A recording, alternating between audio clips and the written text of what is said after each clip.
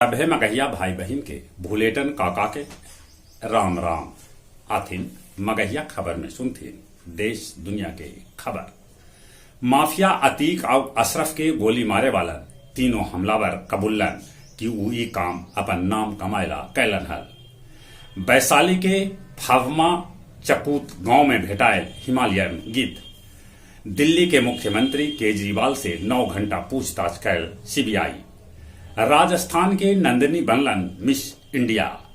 जाति गणना के विरोध कर रहलन है नियोजित शिक्षक। बीपीएससी सहायक परीक्षा के पीटी में लइकन के 3 गो किताब ले जाके छूट रहा।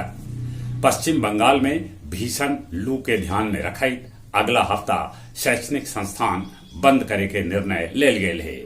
बिहार के कैकन जिला में भी तापमान 43 डिग्री से ऊपरे है।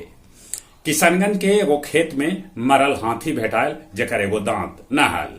पूर्वी चंपारण में दारू पिए से मरे वालन के संख्या 31 तक हो गई। 5 गो थानेदार और 9 गो चौकीदार के कैल गेल है सस्पेंड। छपरा आरा पुल पर 7 घंटा लग रहल जाम। पोप कैलन सूडान में शांति लेल प्रार्थना। सूडान में सेना और अर्धसैनिक बल के बीच संघर्ष में 61 आदमी के जान चल गए। जर्मनी अपन 3 गो परमाणु ऊर्जा संयंत्र बंद कैलक। दुबई के एगो इमारत में आग लग गई जेकरा में 4 भारतीय समेत 16 आदमी के मौत हो गई। पाकिस्तान में पेट्रोल के दाम 282 रुपये प्रति लीटर हो गए। कल 18 अप्रैल से शुरू हुए उत्तर कोयल नहर में जमल गाद के साफ सफाई।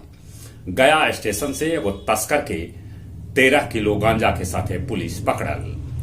ई हफ्ता गया जी के तापमान 43 डिग्री से ऊपरे पहुंच सका है। गया जी के रबर डैम के सफाई और सौंदर्यीकरण पर खर्च हुए 6 करोड़ रुपया। और अब कुछ खेल के समाचार। आईपीएल के एगो मैच में मुंबई केकेआर के तब राजस्थान गुजरात के हरा दिलक। फ्रेंच लीग में एम्पाबावे सबला बेसी गोल करे के रिकॉर्ड बनौलन।